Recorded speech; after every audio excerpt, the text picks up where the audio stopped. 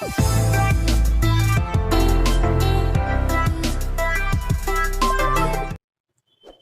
बच्चों, मैं धीरज कुमार साहू, भौतिक ज्ञान प्रवक्ता।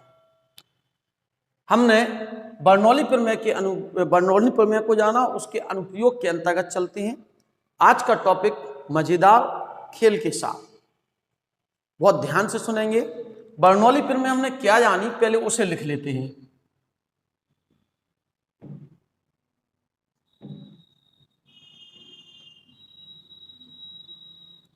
P प्लस 1/2 रो बी स्क्वायर प्लस रो जी H बराबर नियत होता है। यदि क्षैतिज नली होती है तो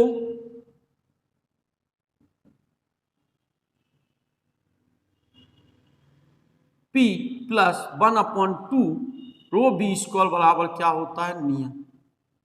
हमने इन बातों को पीछे जाना बर्नौली प्रमेय के सत्यापन में कि बर्नौली प्रमेय कोई द्रव कोई तरल प्रवाहित होता है तो उसके एकांक आयतन की समस्त प्रकार की ऊर्जाओं का योग क्या होता है, नियत होता है। इस कथन को बर्नौली प्रमेय कहते थे। आज हम इसके अनुप्रयोग जाने। बर्नौली प्रमेय में एक बात तो क्लियर है कि यदि हम दाब बढ़ाते हैं तो वेग कम हो जाता है, वेग बढ़ाते हैं दाब। इसी पर हम कुछ उदाहरण अनुप्रयोग चलते हैं। तो सबसे पहले बात करें हम टीन शेड, छत पर जो टीन शेड डाली जाती है उसी के बारे में बात करते हैं। जब आंधी चलती है तो छत से टीन शेड क्यों उड़ जाती है। क्या कहा क्वेश्चन नंबर फर्स्ट, आंधी चलने पर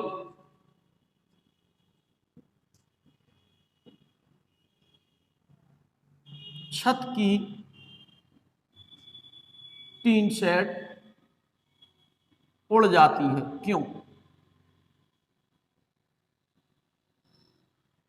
क्वेश्चन बिल्कुल सीधा सा है। सबसे पहली बात, जब आंधी चलती है तो टीन शेड क्यों उड़ जाती है, इसको समझें।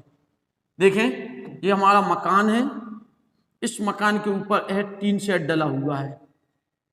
मकान चारों तरफ से बंद है, ठीक है।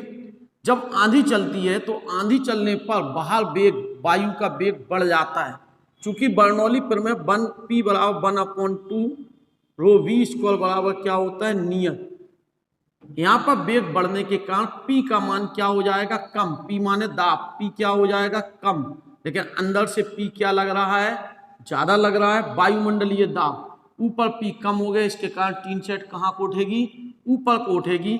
नीचे से P अधिक है, नीचे क्यों, नीचे तो अंदर थोड़ी वायु का वेग बढ़ा, वेग कहां बढ़ा, ऊपर। ऐसे समझे हम, जब टीन शेड, यह अपनी टीन शेड है, यह मकान है, इसके ऊपर रखी हुई है, जब हवा चली टीन शेड उड़ी ना। फिर से एक बार रिपीट करते हैं इसी बात को। जब आंधी चलती है, ये चली आंधी, जब आंधी चलती है टीन शेड ऊपर को उठकर उड़ जाती है, क्यों। तो बिल्कुल सीधा सा बात है, टीन शेड के ऊपर वायु का वेग ऊपर क्या हो जाता है, बढ़ जाता है, दाब क्या हो जाता है, कम, और नीचे से दाब ज्यादा लगता है, जिसके कारण टीन शेड कहां को उठी, ऊपर को उठी और हवा के साथ बहकर चली गई। तो मेन कारण है, ध्यान रखेंगे, क्या लिखेंगे, जब आंधी चलती है तो वायु का वेग टीन शेड के ऊपर बढ़ जाता है। वेग बढ़ने से वहां पे दाब क्या हो जाता है, कम हो जाता है, और दाब कम होता है, लेकिन वायुमंडलीय दाब नीचे से उतना ही लगता है। नीचे का दाब ज्यादा होने के कारण टीन शेड ऊपर को उठ जाती है, हवा के साथ चली जाती है। एक और उदाहरण हम जाने, यहाँ पर बात करते हैं हम, जब ट्रेन चलती है तो ट्रेन के समीप जो कचड़े के मीन से कागज के टुकड़े, छोटे छोटे टुकड़े होते हैं, वो ट्रेन की ओर उड़ते हैं, क्यों। वह भी बर्नौली प्रमेय ही कार्य करती है। वहां पर भी कैसे कार्य करती है, इसको समझे हम। जब ट्रेन चलती है तो ट्रेन के बगल की भी वायु क्या होती है, साथ में चलती है।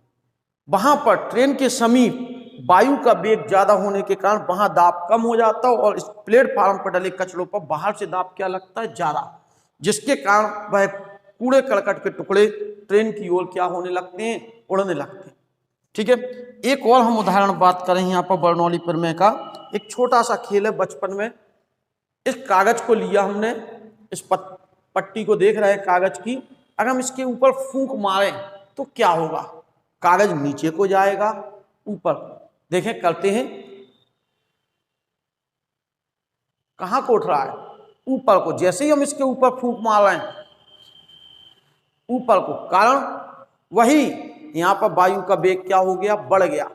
वेग बढ़ने से ऊपर दाब क्या हो गया, कम, और नीचे से दाब ज्यादा लग रहा है, जिसके कारण यह कागज का टुकड़ा ऊपर। यही हवाई जहाज में होता है, हेलीपैड वगैरह होते हैं, उसके ऊपर पंख होते हैं, पंख वायु का वेग इतना ज्यादा कर देते हैं कि ऊपर वेग ज्यादा, दाब कम हो जाता है, और नीचे से दाब ज्यादा लगता है, जिसके कारण हेलीपैड कहाँ को उठते हैं, ऊपर को उठते हैं। बात समझे, बहुत छोटा सा खेल है, लेकिन बहुत बड़े सिद्धांत को एक्सप्लेन कर रहा है। और एक बात करें हम यहाँ पर, कभी भी दो ट्रेनें एक साथ एक ही दिशा में एक ही स्पीड से नहीं दौड़ती। पता क्यों? पानी के दो जहाज भी पानी में एक साथ एक दिशा में नहीं चलेंगी, मालूम है? देखिए वहां भी बर्नौली में काम कर रही है। मान लीजिए एक पटरी ये है, एक ये है, अगर इनके बीच वायु का वेग ज्यादा कर दे तब क्या होगा, ये कागज पास में आएंगे या दूर? करके देखते हैं क्या हो रहा है। पास में आ रहे हैं। कहाँ आ रहे हैं? पास में। क्यों? इसके बीच में वायु का वेग क्या हो गया, ज्यादा। बाहर से दाब वेग ज्यादा होने से अंदर दाब क्या हो गया, कम, लेकिन बाहर से दाब ज्यादा लग रहा है, जिसके कारण यह पट्टियां एक। ठीक यही सिद्धांत, दो ट्रेनें अगर एक ही पटरी पर मतलब एक ही समांतर एक ही दिशा में दौड़ रही हूं तो एक ट्रेन स्लो हो जाएगी, एक फास्ट। क्यों? क्योंकि वे जानते हैं अगर एक ही दिशा में एक साथ बगल में बिल्कुल पटरियों पर दौड़ेंगी दो ट्रेनें तो इनके बीच वायु का वेग क्या हो जाएगा, ज्यादा। वेग ज्यादा होने से बीच में दाब कम और बाहर से दाब ज्यादा, तो ट्रेनें आपस में टकराने की संभावना बढ़ जाएगी। यही कारण है पानी के जहाज पानी में बिल्कुल बगल बगल में स्पीड से नहीं चलते हैं, क्योंकि उनके बीच पानी का वेग क्या हो जाएगा, ज्यादा। पानी का वेग ज्यादा होने से बीच में दाब कम और बाहर से जहाज पर दाब ज्यादा। ऐसी स्थिति में जहाजों के टकराने की संभावनाएं क्या हो जाएंगी, बढ़ जाएंगी। फिर इसके बाद बात करें पिंग पोंग की बॉल। पिंग पोंग की बॉल, पिंग पोंग का एक खेल है, उसी खेल की बात करें हम, पिंग पोंग की बॉल की बात करें तो पिंग पोंग की बॉल जो होती है, पहले इस बॉल को समझ लें ये क्या है। बचपन में कहीं ना कहीं आपने इस खेल को भी देखा होगा। आजकल क्रैक्स वगैरह में ये खिलौने निकलते हैं, साइंस बेस्ड खिलौने होते हैं ज़्यादातर, ठीक है ना। एक पाइप होता है, पाइप में एक टोकरी लगी होती है, डलिया टाइप की, जिसे कहें हमारे यहाँ डलिया बोला जाता है या टोकरी कह लें हम इसे। उसमें एक बिल्कुल हल्की सी बॉल होगी। अब आप इसे फूकेंगे, बॉल कहाँ को जाएगी, ऊपर को उठेगी, बर्नौली प्रमेय के कारण। क्या मतलब? इसमें एक पाइप होगा इस तरह का, यहां पर एक टोकरी टाइप की सिगार टाइप का बना रहता है, ठीक है। इस पर एक बॉल को क्या किया जाता है, यहां से जब फूंक मारी जाएगी तो यह बॉल ऊपर आएगी। पता क्या होगा, यहां वायु का वेग इस तरह से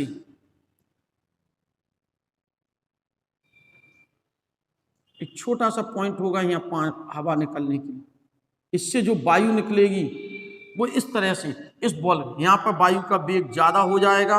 वेग ज्यादा होने से इसके समीप दाब कम, लेकिन बाहर से दाब क्या लग रहा है, ज्यादा लग रहा है चारों तरफ से, जिसके कारण यह बॉल हवा में टिकी रहेगी और हवा से बाहर नहीं निकलेगी, उस टोकरी में ही आके वापस गिरेगी जब फूंक मारना बंद कर देंगे। यह भी किसका उदाहरण, बिल्कुल सीधी सी बात। जहां वेग ज्यादा होगा वहां दाब कम होगा, तो इधर दाब कम होगा, इधर दाब ज्यादा होगा चारों तरफ, जिसके कारण बॉल। ऐसा ही एक और उदाहरण है, एक पतला सा पाइप ले, उस पाइप के नीचे, उसे भी हम पिंग पोंग की बॉल कह सकते हैं, इस पाइप में हम फूंक मारें तो वायु इस तरह से बहुत तेजी से निकलेगी। इसके नीचे छोटी सी बॉल, बिल्कुल हल्के वजन की बॉल को छोड़ दें तो हम देखेंगे वह यहाँ टिकी रहेगी, नीचे नहीं गिरेगी। कारण यहाँ P का मान V अधिक, तो यहाँ पे P का मान क्या हो गया, कम, लेकिन नीचे से दाब कितना लग रहा है, ज्यादा लग रहा है, जिसके कारण यह बॉल उस वायु के नीचे आसानी से टिकी रहेगी। इन बॉलों को हम कहते हैं पिंग पोंग की बॉल, ठीक है ना। कन्फर्म इतनी बात। चले आगे की ओर बढ़ते हैं, ठीक है। अब बात करते हैं हम यहाँ पर एक कणित, फव्वारे की। फव्वारे से मतलब कणित की बात करें, कणित भी बर्नौली प्रमेय पर क्या करता है, कार्य करता है। कणित से मतलब फव्वारा है, जिससे हम पानी को क्या करते हैं, स्प्रे करते हैं, पानी को स्प्रे। जरा हम इसकी संरचना देखें। इसमें क्या लिया हमने, एक बर्तन लिया, इस बर्तन में क्या भरा हमने, पानी, यानी बोतल या कोई भी चीज है, इस पर हमने इस तरह की एक नली को डुबा दिया,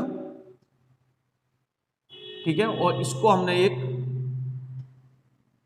अन्य क्षैतिज नली से जोड़ दिया, और यहां पर जो है इसको हमने एक रबड़ का गोला, पुराने समय का है, केवल कॉन्सेप्ट समझाने के लिए, अब आजकल इसकी जगह लीवर का प्रयोग करने लगे।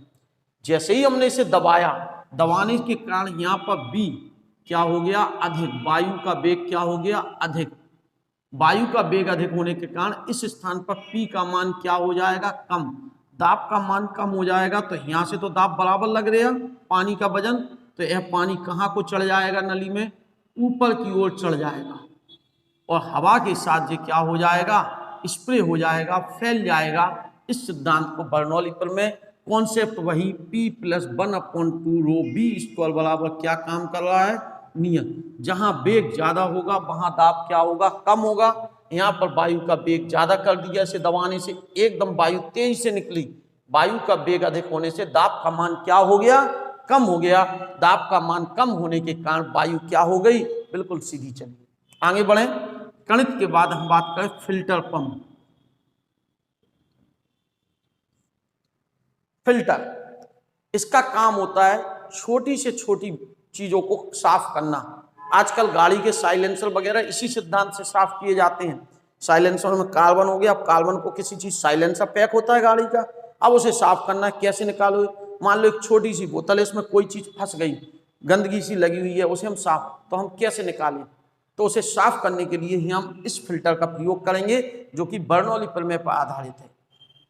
अब साफ करने के लिए क्या तरीका है, या तो हम इसे किसी चीज से निकालें, फिर भी चिपका रह जाएगा कुछ ना कुछ, या मुंह से खींचे, वेग का मान बढ़ेगा, दाब का मान यहाँ कम हो जाएगा, तो जो वायु हो, इसमें जो भी कचरा होगा वो, लेकिन गंदगी को हम नहीं खाना चाहेंगे, तो उसी सिद्धांत का हम यहाँ अलग तरीके से प्रयोग कर रहे हैं। इसमें हमने एक नली ली, एक बर्तन लिया, इस बर्तन पर यहाँ पर उस नली को जोड़ा, और एक पानी भर दिया यहाँ पर, या कोई द्रव इसके मुंह के समीप लाके छोड़ दिया। अब इसमें जो पानी भरा हुआ है उसे हम किसी प्रेशर द्वारा तीव्र वेग क्या करेंगे, प्रदान करेंगे, दबाएंगे। जैसे ही दबाएंगे तो यहाँ से पानी क्या होगा, फुहार के रूप में निकलेगा। यहाँ पर हम उस बोतल को लगा देंगे जिसमें कचरा लगा हुआ है, जो कचरा था वो यहाँ पर फंसा हुआ था, इसे हमें साफ करना था, एयर पैक होती है, इसे हमें यहाँ पर क्या कर दिया, लगा दिया इस बोतल को। अब क्या होगा, जैसे ही यहाँ वायु का वेग, पानी का वेग V अधिक किया, तो इस स्थान पर दाब का मान, P का मान यहाँ पर क्या हो जाएगा, कम, दाब का मान कम हुआ, ये तो एयर पैक है। अब वायु कहाँ, इसकी वायु तेजी से कहाँ की ओर आएगी, अंदर, कम दाब की ओर आएगी। जब ये कम दाब की ओर आएगी, साथ में एक कचड़े के टुकड़ों को भी, या जो गंदगी चिपकी है उसे बाहर को लाएगी, और जब ये इधर आ जाएगी, बोतल हमारी क्या हो जाएगी, साफ। इसे हम निकाल लेंगे, इसे खोल के साफ कर लिया जाता है। इसे हम फिल्टर पंप बोलते हैं, जिसकी सहायता से गहरी बोतलें, लंबी नलियों को आसानी से साफ किया। कितने काम की बर्नौली प्रमेय, वही कॉन्सेप्ट, जहां पर वेग ज्यादा होगा वहां दाब का मान क्या होगा, कम होगा। दाब का मान कम होगा तो निश्चित है अधिक दाब से कम दाब की ओर वस्तु आएगी, और तेजी से इसे हम क्या कर सकते हैं, साफ कर सकते हैं। अब और आगे की ओर बढ़े, जरा देखें हम, अगर हम आपको फिल्टर पंप के बाद थोड़ी सी बात करें, बुनसल ज्वाला। बुनसल ज्वाला क्या होती है, इसको समझें।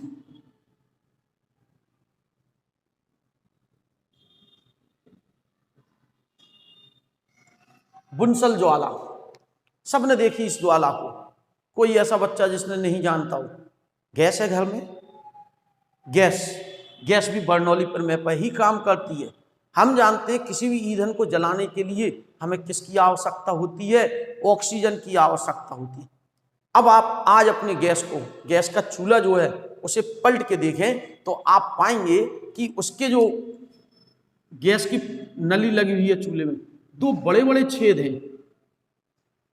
फिर इसके बाद जब आगे गया, एक छोटा सा इसमें क्या लगा है, नोजल लगा हुआ है इस पर, और नोजल के ऊपर क्या लगे हुए हैं, दो मतलब छेद युक्त वो लगे हुए हैं, जिन्हें हम कहें प्याली टाइप की। और जब इसको हम क्या करते हैं, गैस पहुंचती है तेजी से नोजल से, और यहाँ पर वह गैस आग के साथ क्या होती है, जलती रहती है। तो ये क्वेश्चन दिमाग में होता है, यहाँ से गैस बाहर नहीं निकलती क्या, यहाँ से गैस को बाहर नहीं निकलती, नोजल यहाँ पर होता है, गलत हम जगह लगाते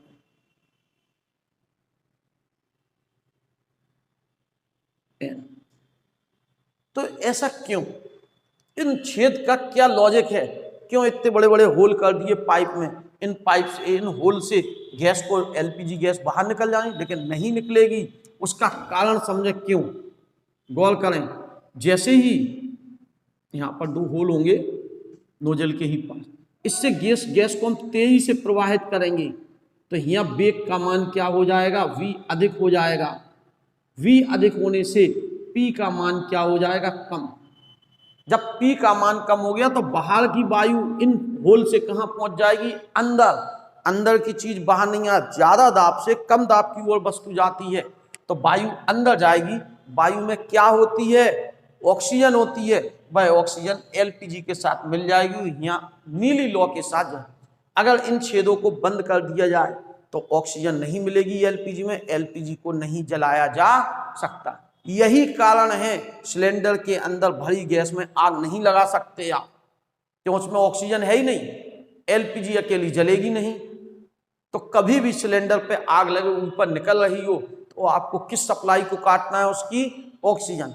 उसके नोजल को किसी चीज से, गीले कपड़े से ढक दें, उस पर बोरा डाल दें गीला करके, जैसे ही वो डालेंगे उसे ऑक्सीजन मिलना क्या हो जाएगी, बंद। तो जो आग लग गई सिलेंडर के ऊपर वो आसानी से क्या हो जाएगी, बुझ। यानी इसमें भी देखिए बर्नौली पर में ही काम कर रही है। नोजल से निकली गैस तीव्र वेग से चलती है, जैसे ही तीव्र वेग से चली तो इस पाइप के अंदर वेग ज्यादा होने से दाब का मान क्या हो गया, कम। यहाँ पर दो बड़े बड़े क्या बने हुए हैं, होल। उन होल से ऑक्सीजन कहाँ चली गई, अंदर की ओर चली गई, वायु अंदर की ओर, वो एलपीजी से मिलके यहाँ चूल्हे पर नीली लौ के साथ जल। अगर यह नोजल खराब हो जाए, नोजल क्या हो जाए, खराब, इनमें कचरा फंस जाए तो अंदर गैस का वेग कम हो जाता है, तो वायु कम मिलती है, तो कम वो मिक्स होगी, तो यहाँ पर जो लौ होगी वो लाल होती जाएगी और बर्तनों को क्या करेगी, काला। यानी गैस पर बर्तन काले हो रहे हैं तो किस चीज को बदलना है आपको, इस नोजल को बदलना है। पीतल का छोटा सा नोजल लगा हुआ है, उसे आप बदल दें, आपकी बर्नौली पर में फिर से काम करेगी। सोचिए किचन ही सबसे बड़ी प्रयोगशाला है। बहुत सारे नियम केमिस्ट्री के, फिजिक्स के दिन भर अप्लाई करते, लेकिन हम नहीं जानते। देखा, बर्नौली पर में आपकी किचन तक पहुंच गई, पहुंची ना। आपके खिलौनों में बर्नौली पर में है, आपके मकान पर बर्नौली पर में है। आप कटिंग करवाने जाएंगे ना तो नाई पानी को स्प्रे करेगा, वहां बर्नौली पर में काम कर रही है, बड़े काम की चीज है। अब बात करें हवाई जहाज की। हवाई जहाज के जो पंख होते हैं वो गोलाकार होते हैं, इस तरह से होते हैं। हवाई जहाज के जो पंख होते हैं वो इस तरह के,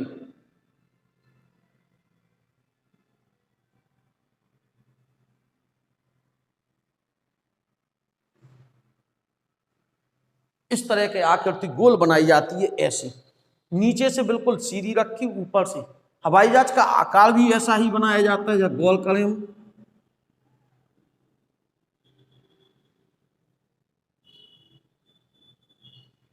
इसी तरह इसके पंख बनाए जाते हैं। यहाँ पर जो पंख होंगे इसके, उनकी आकृति ऐसी ही होगी, इसी तरह की। कभी इस आकृति के बारे में सोचा ऐसा क्यों बनाया गया, इससे क्या फायदा? तो आइए आज समझते हैं। जब हवाई जहाज हवा में पहुंचता है तो उसकी मशीन उसे आगे को ढकेलती है। जब वह आगे को जाती है तो वायु कहाँ को जाएगी, पीछे को जाएगी। पूरा वायुयान एक स्थान से दूसरे, इसकी वायु इधर जाएगी, इसकी वायु इधर जाएगी। यहाँ पर पथ बड़ा है, यहाँ पे पथ बड़ा है, यहाँ पर पथ छोटा है, यहाँ पथ बड़ा है, यहाँ पे पथ छोटा है। यह भी वायु इधर पहुंचेगी, उतने ही समय में यह पहुंचेगी, तो इसका मतलब यहाँ पे वेग क्या होगा, अधिक होगा वायु का ऊपर, और नीचे वायु का वेग भी क्या होगा, कम होगा। जब वेग अधिक होगा तो P का मान ऊपर क्या होगा, कम, और नीचे P का मान क्या होगा, अधिक होगा। क्यों, बर्नौली प्रमेय कहती P + 1/2 रो बी स्क्वायर बराबर क्या होता, नियम। जहां पर वेग ज्यादा वहां दाब कम, यहाँ वेग ज्यादा दाब कम, यहाँ वेग कम तो दाब ज्यादा। तो बल कहाँ को लगेगा, इस पे ऊपर को। ऐसे ही इस पे भी बल, यहाँ B अधिक P कम, यहाँ पे B कम P अधिक। क्यों, वायु को ज्यादा दूरी चलना है तो तेज चलेगी यहाँ, और यहाँ कम दूरी चलना है तो धीमे चलेगी। तो ऐसी स्थिति में बल कहाँ को लगेगा, ऊपर की ओर लगेगा, और वायुयान कहाँ को उठेगा, ऊपर। यही कारण है वायुयान को जब उड़ाना होता है तो तेजी से गति कराई जाती है। जब तेजी से गति होती है तो वायु के वेग में अंतर आ जाता है, जिससे इस पे दाबांतर कहाँ की ओर, ऊपर की ओर लगता है, वायुयान ऊपर को उड़ जाता है। तो फिर मशीन उसे मेंटेन किए रहती है उस बात को। तो इस प्रकार से इसके जो पंख होते हैं वो भी गोलाकार बनाए जाते हैं बर्नौली प्रमेय के कारण। वायुयान पूरा बर्नौली प्रमेय पर कार्य करता है, उसको मोड़ना, कहाँ मोड़ना है, कैसा मोड़ना है, सब बर्नौली प्रमेय पे ही कार्य कर रहा है। उसमें पंख लगे होते हैं, वो वेग को बदल देते हैं, वायु के वेग बदलने से दाब बदल जाता है। मान लीजिए हमारे पास वायुयान यह है, यहाँ पर हमें वेग बढ़ा दें वायु का, तो दाब का मान कम हो जाएगा, तो दाब का मान कम, ऐसे में झुक। तो इस प्रकार से वायुयान को मोड़ना सब बर्नौली प्रमेय पर ही आधारित है। और एक उदाहरण की ओर चलते हैं, मैग्नस प्रभाव। कौन सा प्रभाव, मैग्नस प्रभाव।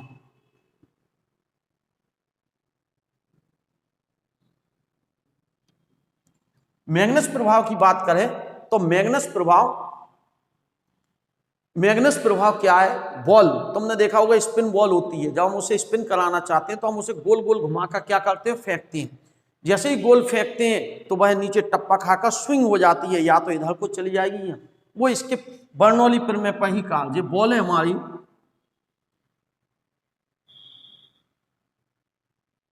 ठीक है, इस पर क्या हुआ, हमने इसे घुमा के फेंका, तो देखें जरा, जब इसे घुमाया तो ये रोटेट हुई, इस तरह से हुई। जब इस तरह से घूमी, और वायु कहाँ को जा रही, आगे की वायु पीछे, बॉल के घूमने का वेग b, वायु पीछे को जा रही है b वेग से, वायु b वेग से है, बॉल कितने वेग से घूम रही, ओमेगा। यहाँ देख रहे हो विपरीत दिशा में, तो ये क्या होंगे, घटेंगे b - w। एक ही दिशा में, सॉरी विपरीत दिशा में तो जुड़ जाएगा वेग, सापेक्ष वेग जुड़ के मिलेगा, और एक ही दिशा में तो वेग घट जाएगा, b - w हो जाएगा। क्या चीज देख रहा है, यहाँ वेग का मान कम हो गया, तो वेग कम होने से p का मान क्या हो जाएगा, अधिक, और यहाँ p का मान क्या हो जाएगा, कम। नीचे से दाब ज्यादा लगेगा, ऐसे में बॉल जो घूम रही है, रोटेट हो रही है, उसके कारण दाब ज्यादा लगने के कारण बॉल अपने पथ को क्या कर लेगी, बदल लेगी। इस प्रभाव को हम कौन सा प्रभाव कहते हैं, मैग्नस प्रभाव कहते हैं। कौन सा प्रभाव कहा इसे, मैग्नस प्रभाव। अब बर्नौली प्रमेय में पानी, गहरे जल पर, अगर पानी गहरा है तो देखते जाओ, यहां पर P का मान क्या है, B का मान क्या होगा, अधिक, यहाँ पर P का मान क्या होगा, दाब कम होगा, दाब का मान कम होगा तो V का मान क्या होगा, अधिक। नीचे पहुंचे, अब इसका भी दाब बढ़ गया, P का मान क्या हो गया, अधिक, तो V का मान क्या हो जाएगा, कम हो जाएगा। यही कारण है गहरा जल जो होता है वह शांत होता है। जितनी गहराई में जाते जाएंगे पानी रुका हुआ मिलेगा, क्योंकि वहां दाब बढ़ता जा रहा है, वेग का मान परतों का कम हो जाए। अब इसके बाद चलते हैं हम आगे की ओर, जिसमें हम द्रव की श्यानता जानेंगे, सीमांत वेग जानेंगे, और साथ साथ स्टोक्स का नियम भी जानेंगे। ठीक है, इतना आप तैयार करें। और भी बहुत सारे उदाहरण हैं, समय उतना ही है कारणों को, आप इसको किताब में इन उदाहरणों को देखें, आपकी टेक्स्ट बुक होगी, उन सब में इन उदाहरणों को दिया, इनके बारे में जानें और आगे बढ़ें। Thank you.